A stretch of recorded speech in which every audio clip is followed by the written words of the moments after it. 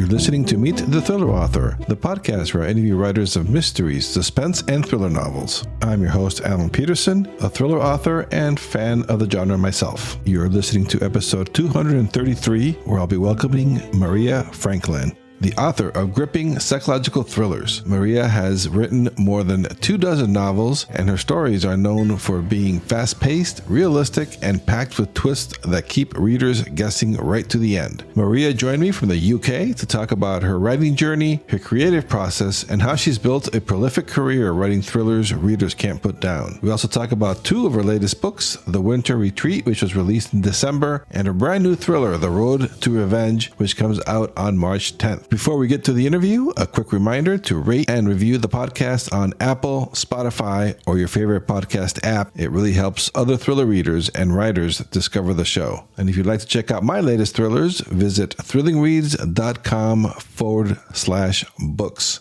All right, here is my interview with Maria Frankland. Hey everybody, this is Alan Peterson with Meet the Thriller Author, and on the podcast today I have Maria Frankland, who writes psychological thrillers, thrillers in general, and she's joining me from across the pond here from the United States in England. Maria, thank you so much for being on the podcast. Thank you for having me. I've listened to so many of the podcasts and so many of my favourite authors that to be interviewed by you now feels quite surreal. Oh, that's great. Awesome. Glad to have you here. Yeah, I've been a fan of your books. I love psychological thrillers and those type of thrillers, so it's been fun. So excited to have you on here. So before we get into your books and what's coming out, because you have a book coming out on March 10th, The Road to Revenge. Right. So we'll get into all that good stuff, but let's get a little bit info on your journey and your background to where you are today. So you've published more than 24 novels. So I have to ask, did you always want to be a thriller writer, or did that evolve over time? What was your journey like to get to where you are now? Oh, right. Well, I always wanted to be an author, not necessarily a thriller author. So I'll run you through how I got to that. So I've always had a massive love of books and have been a writer literally since I could hold a pen, like so many other writers. But I had a particularly difficult and traumatic childhood, which led to me using the library as a sort of place of safety and refuge when I couldn't get in at home. I did end up in care. So the library and books and reading and writing were my form of escape as a child, and a very welcome one too. So I was a real bookworm and read avidly. So that's where my love of books came from. And I continued writing throughout my teens. Also had a very tricky first marriage. So again, the pen and paper were my escape and my refuge, and pouring things into my writing. I never kind of really expected that eventually it would become my career. At that point it was more kind of therapy and escape, and I loved writing. But as I got through my 20s and did a teacher training degree, which also had an English degree, it was sort of joint honours, I found I was loving the English side of it way more than the teaching side, and sort of excelled at the creative writing bit, and it kind of reawakened my love of writing and that yearning to really do something with it beyond it just being a hobby. So I would write in the early mornings when my children were still asleep and on my lunch breaks, and I did become a teacher, but I only lasted for 3 years. Before that was an administrator. So I hated being an administrator, really. I found it quite boring for me, because I wanted to be able to use my imagination. I hated being a teacher even more, and lasted 3 years in the job. So when my second marriage ended, which was actually on my 40th birthday, they say life begins at 40, the first thing I did was to enrol on an MA, a master's in creative writing, which was absolutely brilliant and springboarded me onto so many other things. By this time I'd started writing a book. I'd been pouring kind of all my unhappy marriage experiences into it, and I'd changed the genders around to try and sort of hide the fact that I was writing it. I didn't want to be sued or anything like that. So at that point it was, because I'd swapped the genders around, it was called The Man Behind Closed Doors, and was shaping up to be more of a family saga than anything else. But it was when I read Gone Girl around that time. So I think we'd been around 2014 by now. I read Gone Girl. And I thought what I'm writing could be a thriller. I could actually make somebody, pass away quite horribly. So it kind of evolved and became fiction. And I worked on that through the MA I was doing. I also put my teaching career and my administration career behind me. I was still teaching, but I carved out a career through my writing. So I was teaching it. I was doing I was going into care homes and leading creative writing workshops. I was teaching a course at the local night school called Write a Novel in a Year. I was teaching in community centres, so I became self-employed, and I just loved doing this. So yeah, I finished The Man Behind Closed Doors, and yes, there was a killing in it. But then I hit a wall in that nobody wanted it. So after 46 rejections, I'd had enough. Although one of those submissions resulted in me being shortlisted for this international debut novelist competition, and that was really encouraging. So I got down to the final 10 and went to a prize giving in London, and it assured me that the book had legs. And I'll come back to how much it had legs as I continue with this. In the end, I self-published The Man Behind Closed Doors, along with several other books. And I used to think self-publishing was kind of a last resort and a plan B. But I've very much shown myself that it's the way to go. And, I've loved every minute of it. It's not been easy, but The Man Behind Closed Doors did get picked up by a publisher later on in my career. So yeah, I'm sort of jumping backwards and forwards here. I'm sorry, I will refer to the notes I made, and that might. Yeah. So as amidst all this, I met my second husband, Michael, and unlike my first husband, he's been really supportive of my writing career. My first husband thought it was a complete waste of time. Oh yeah, that's hard. My second husband, Michael, is my proofreader, is my first reader, is my the person who kicks me up the backside when I'm not getting on with what I'm supposed to be doing, like writing. Yeah. And we married just before the lockdown, in the February just before the lockdown, and he moved over to Yorkshire from Lancashire, where he lived. Anybody who knows Yorkshire and Lancashire knows it's like the dark side when you go across the border. So I know Daniel Hurst, who also lives in Lancashire, so we have a bit of a joke about that when we bump into one another. So yes, he moved over to the dark side. And because lockdown happened and I was self-employed, all my work dried up. He'd just started a new job and was immediately laid off. Oh, wow. So we began marriage, surviving on loans and credit cards, and hoping I might make some money from The Man Behind Closed Doors. And the other books that I had sort of ready to go. So yeah, he's been the wind beneath my wings, as Michael. He went back to work sort of 10 months after after lockdown first happened, and worked 2 jobs as a probation officer, which was a new career for him, and a carer at weekends, so that I could get my writing career off the ground.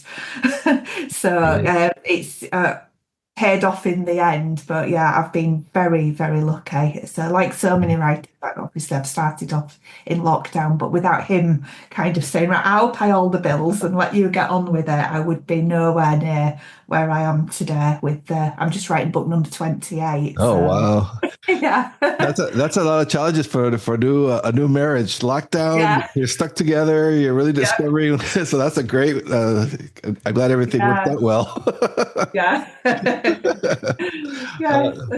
So, but now it's kind of interesting. You mentioned that your first book that you self-published was picked up later. That's very unusual too. Usually the publishers want something new. So that says a lot about that book and everything. So that's pretty cool.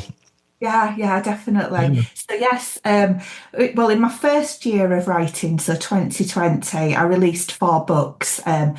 After the second one, I got a really, really awful review on Amazon, and I nearly gave up. It was so bad, I nearly gave up. But the readers did start coming. And some of them are still with me now. You know, some of them have become friends. I've got a wonderful community of readers.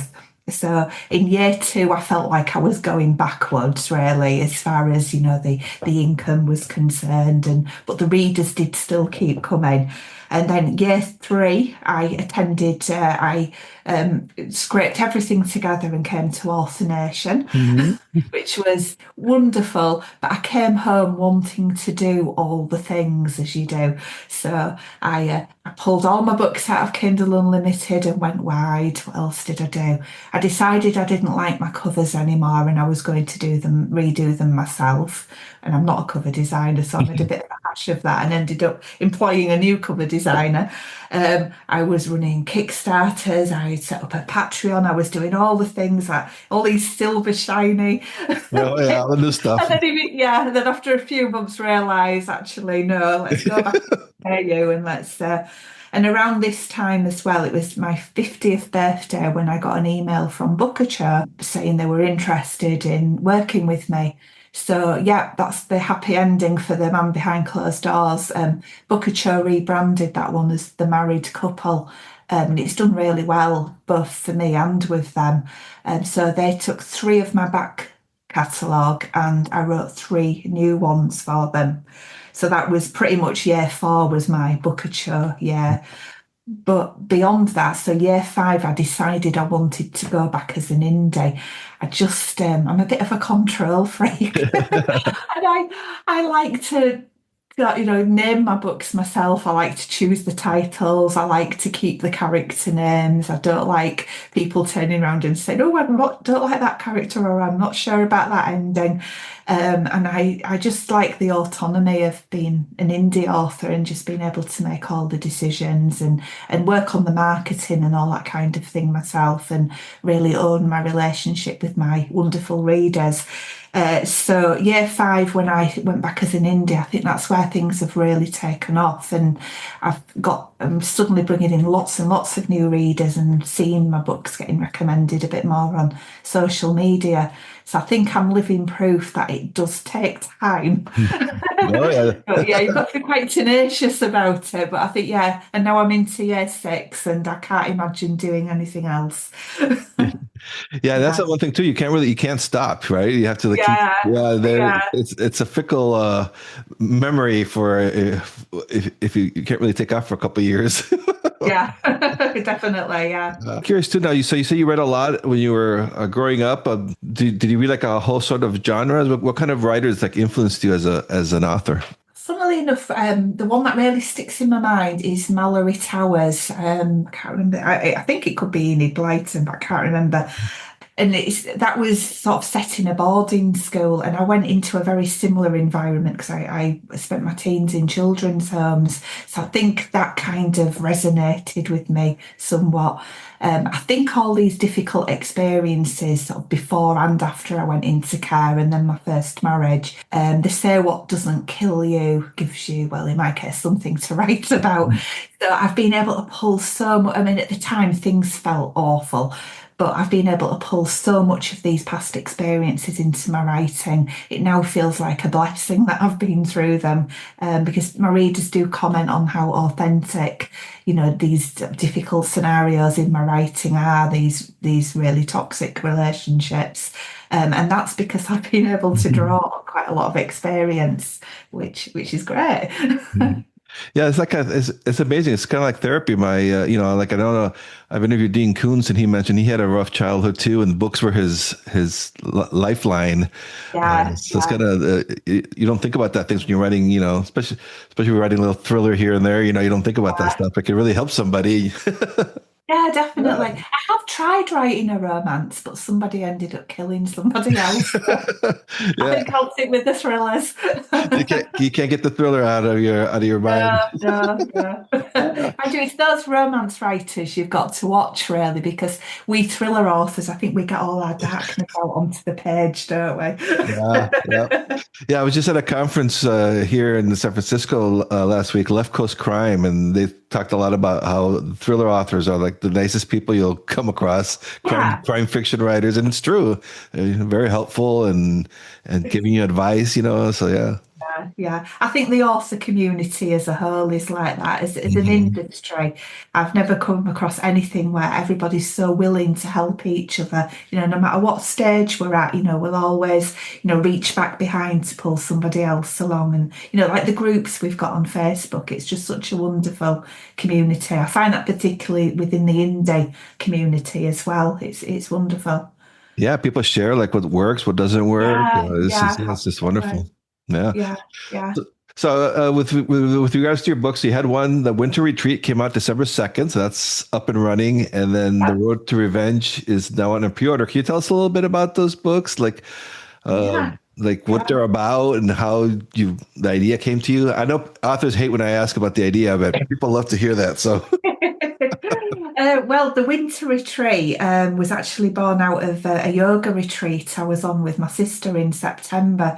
And when the yoga teacher said the room we were practicing in, she said, "This used to be a chapel of rest." I'm like, oh, that really got my writer brain going there. And I ended up spending a lot of the 4 days we were there in the corner making notes. My sister went round telling everybody what I do for a living, and they were all like, "Oh," they noticed me writing something down. So that's where that story came from. But I made it where it's a real sort of locked room environment where there's more than one death in this one, and everybody's snowed in. So I set it obviously in the winter, yeah, and nobody can escape until the snow melts. great. So yeah, that did yeah, that's gone really well. I've been really happy with that. And then the Road to Revenge, similarly, an experience. So I mentioned as we were chatting before we started recording that I came over to the States in November. Firstly to Author Nation, but then my husband and I took a road trip through some of America. I mean, we only saw the minute area of it, really, because it's so vast, isn't Yeah. it? Compared to the UK, it's just massive. And one of the places we came was San Francisco, where you are. Yeah. So, and as I was saying, yes, we visited San Francisco and LA. It's supposed to be the Sunshine State. There for 3 days, and it did nothing but rain. So we brought the rain over from Yeah. England. What did you feel at home? So yes, I set the Road to Revenge on that road trip. So I was constantly making notes and little recordings into my phone, and my husband's like looking sideways at me as he's driving, like, "Oh no, what's she plotting?" Oh, I'll have to read that one. Yeah, yeah. So it was lovely to set a book in America, because most of my books are set in Yorkshire in England, where I live.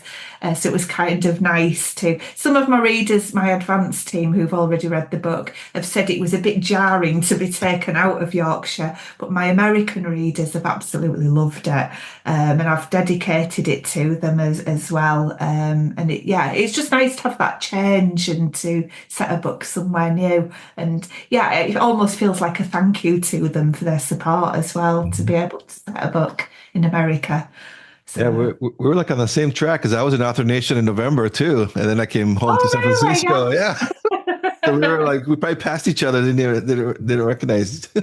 Yeah. Yeah, yeah. You mentioned that on the setting because, like you said, a lot of your stories are set. Is it Otley? Is that the? Yeah, Otley's where I Yeah, live. Yeah. yeah. So can you tell us about it? So characters is important to you, like in your latest book now, it's in the road trip in the United States.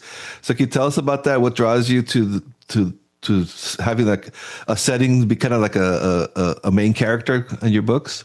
Yeah, that's a really good point. The setting is almost like a character, and Hmm. it's become sort of part of who I am as an author. I think we all have our sort of uniqueness, and yeah, my books are all set more or less in Otley or perhaps in York where I grew up as well.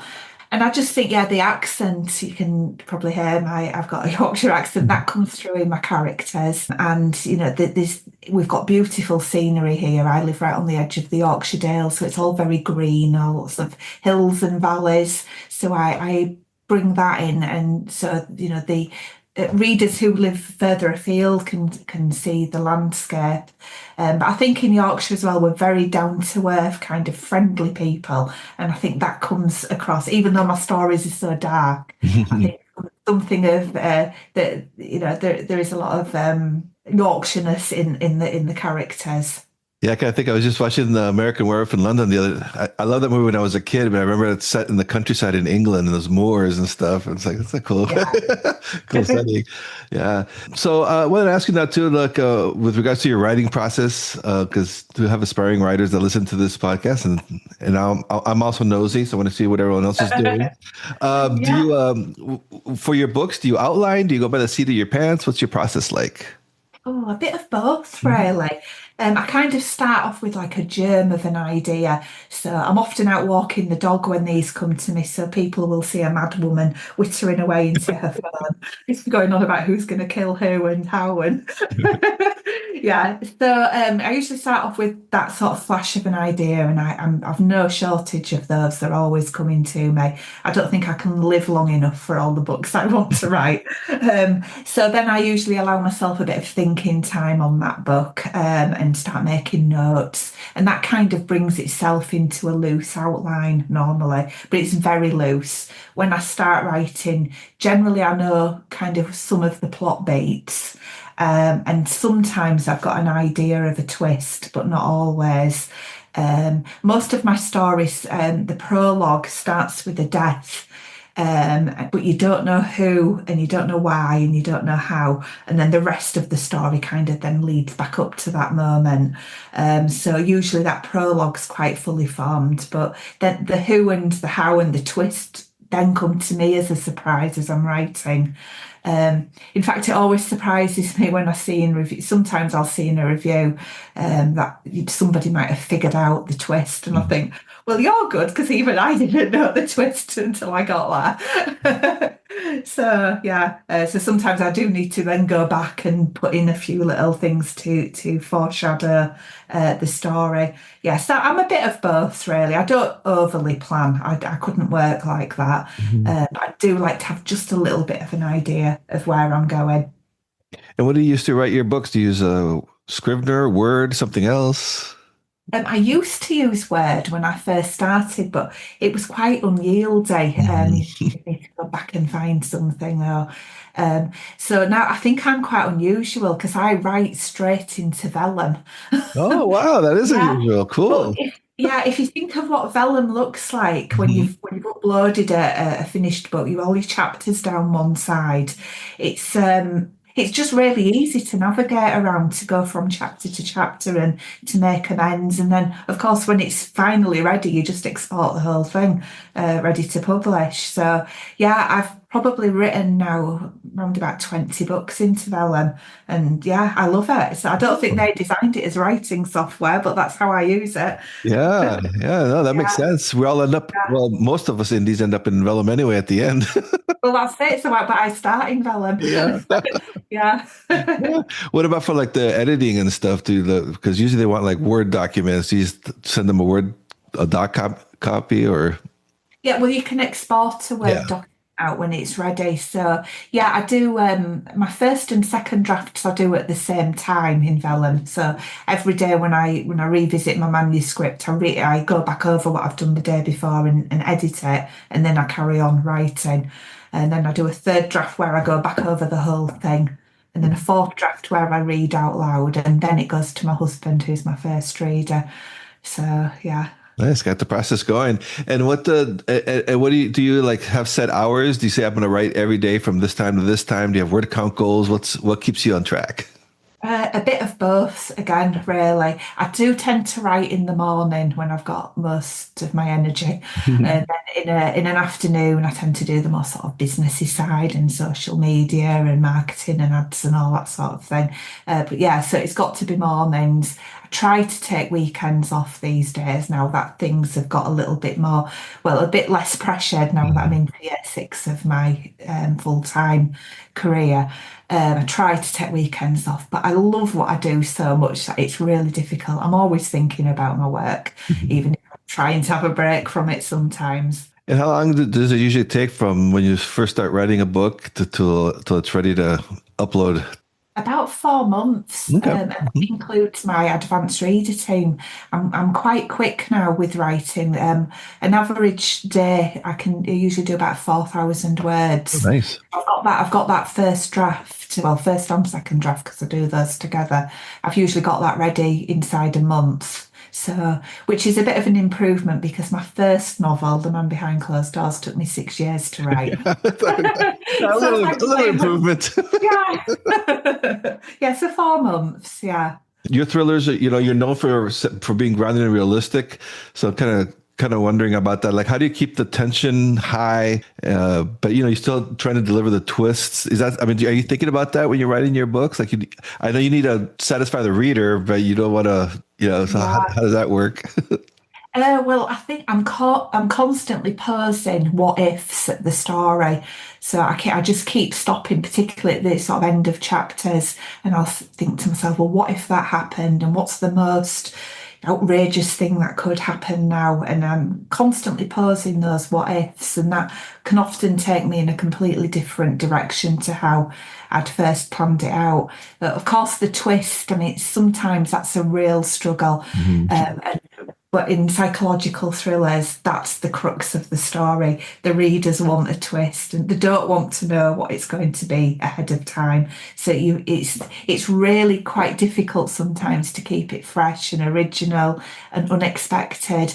And there's been times I've literally got to take myself off on a long walk with the dog and just chew it over. And sometimes I've got to completely forget about the book, full stop.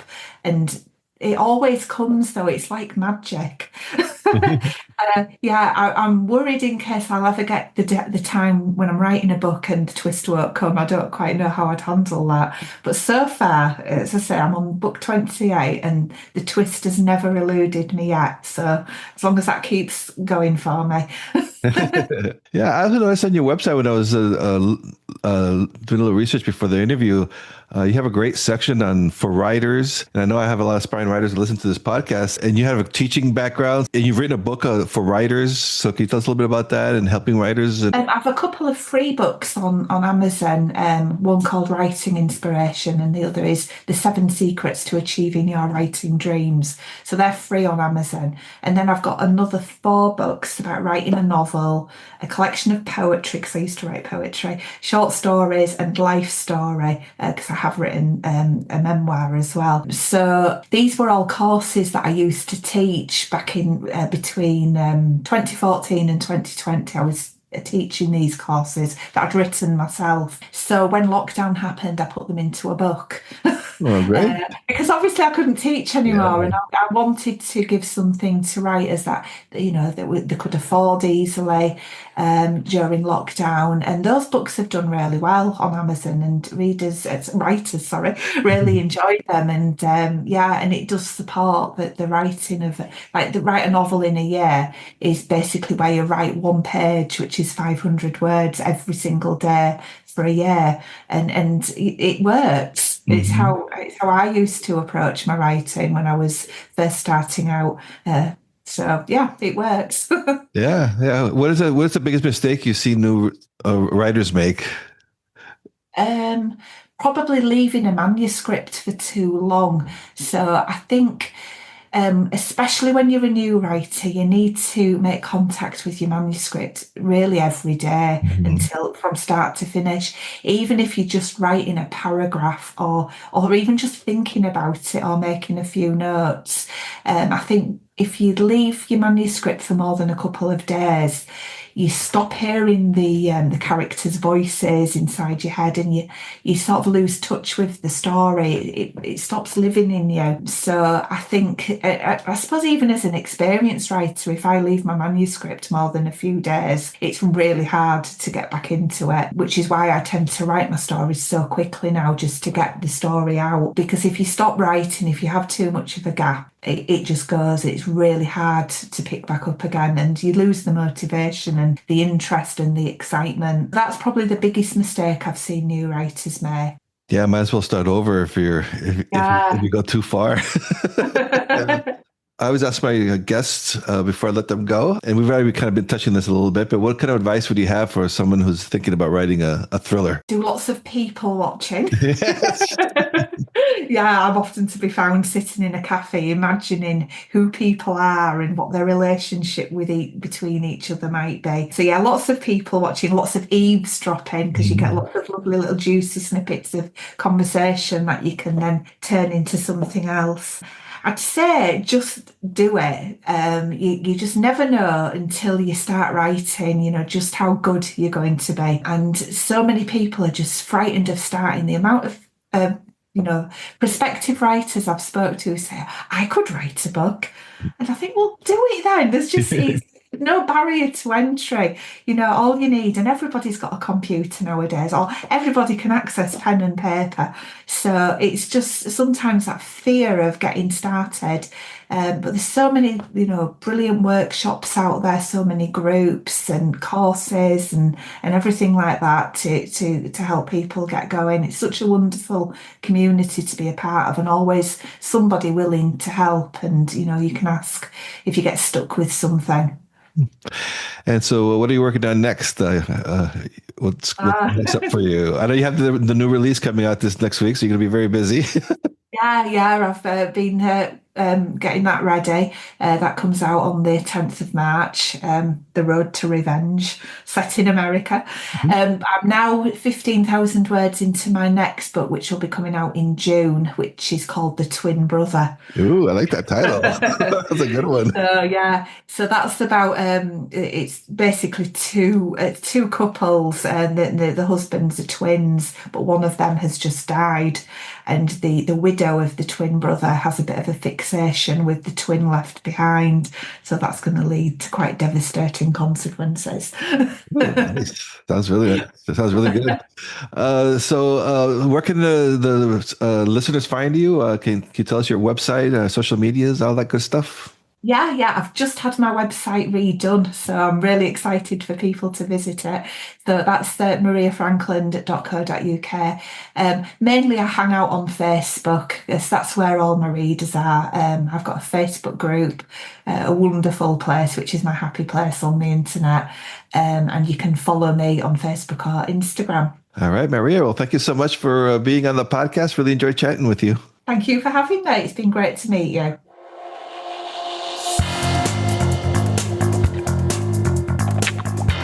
Thanks for listening to Meet the Thriller Author, hosted by Alan Peterson. If you enjoyed this episode, be sure to subscribe and leave a review on your favorite podcast platform. It helps other thriller fans discover the show. You can find all past episodes, show notes, and author interviews at thrillerauthors.com, including conversations with icons like Dean Koontz, Frida McFadden, and Lee Child. And if you're looking for your next gripping read, check out Alan's own psychological thrillers and crime fiction novels at thrillingreads.com/books. Until next time, stay safe, keep reading, and keep the thrills coming.